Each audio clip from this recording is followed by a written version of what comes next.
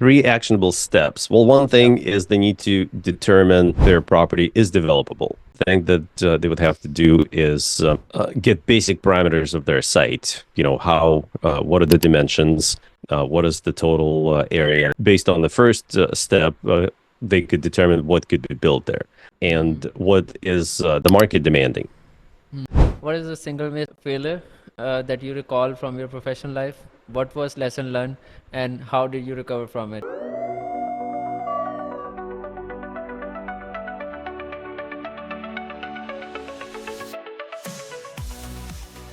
More curious before we turn over to the podcast. Yes, because I was looking for your website and other socials, but I failed to found that.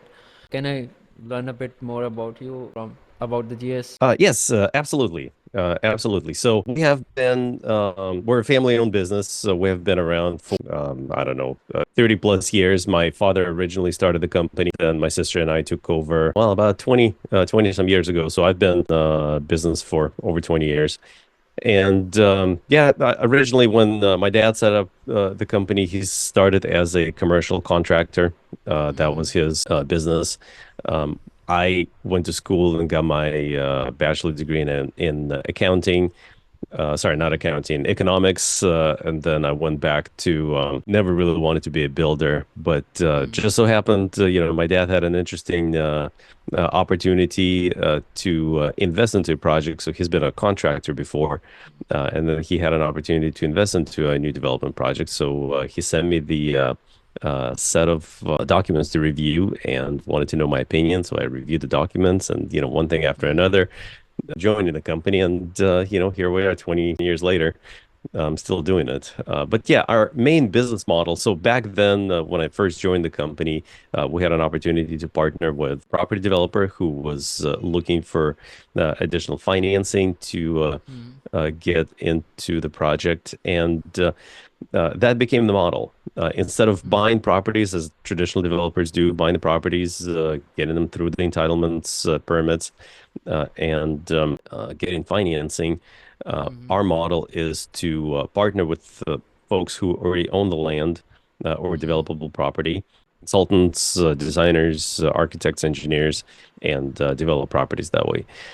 A lot of times people call us when they are already on the way, when they already hired their team, but they're facing challenges with getting financing.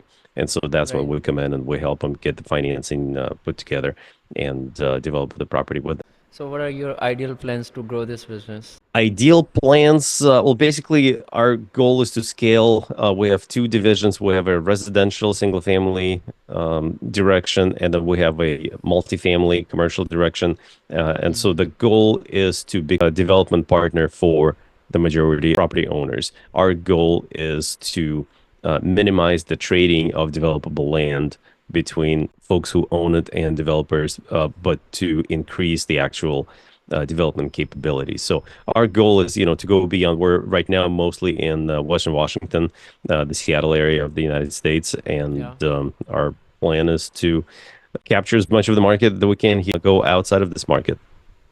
Interesting. So you're doing it all like physically retail thing, or you're doing it digitally as well?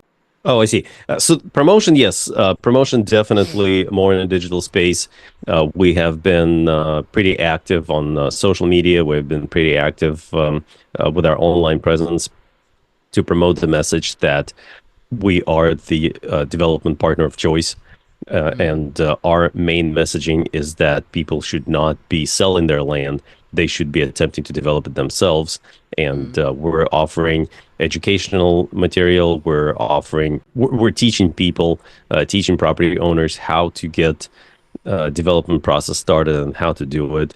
And then, of course, we're available for them to partner with us because it is not easy. It is a complicated, lengthy process. But yeah, I mean, ultimately, development and construction, it's a human-based business, right? Even a simple house in this market, to build a simple house, we're talking about $1 million or more. Absolutely.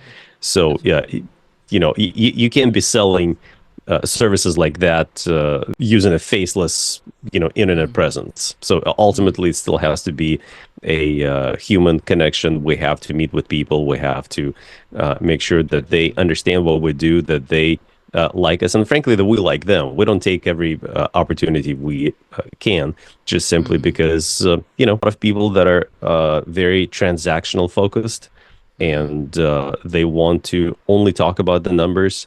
They only Mm-hmm. want to talk about the schedules, Mm-hmm. and we are looking to build relationships.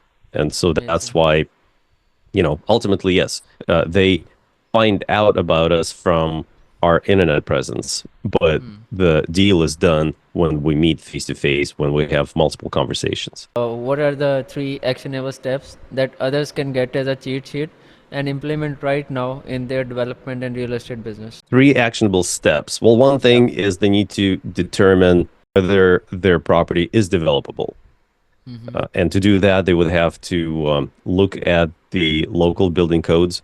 They have to look at what their municipality allows them to do there. Second thing that they would have to do is get basic parameters of their site. What are the dimensions? What is the total area? Based on the first step, they could determine what could be built there. Now, if their municipality allows them to build virtually anything, Mm-hmm. then they need to determine what is it that the neighborhood would require, or the neighborhood would want, Mm-hmm. and what is the market demanding. Mm-hmm. So they could build an office building, they could build a medical building, they could build a house, they could build an apartment building, they could build self storage facility, a parking lot. There's multiple different things. So they need to determine what is it that the market demands and what is going to return them the highest. The third step is to start engaging professionals, Mm-hmm. consultants, like a surveyor, a geotechnical engineer, an architect, a structural engineer, to actually put together a conceptual plan of Mm. what they would like to do so that they could then bring it to the city or to their municipality and start the permitting process.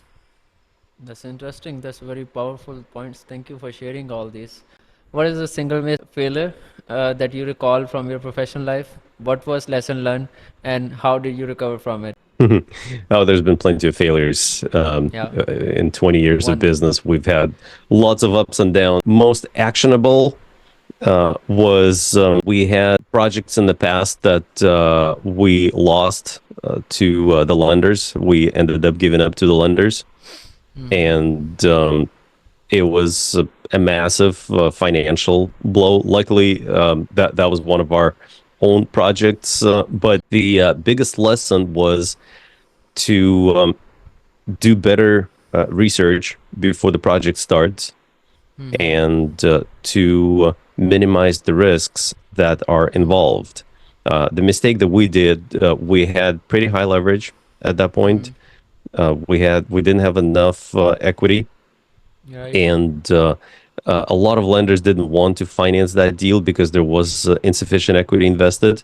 We Mm-hmm. found one lender that was willing to. The lesson there is, if it doesn't feel right in the beginning, and Uh-huh. if several people are telling you that it's going to be hard or impossible to push this forward, you should probably slow Mm-hmm. down and listen, and see what you should do, what could be done to Mm-hmm. improve the situation. Because ultimately, yes, any problem can be solved, but Yeah. are you going to be happy with the potential future consequences? And that's the problem. Yeah.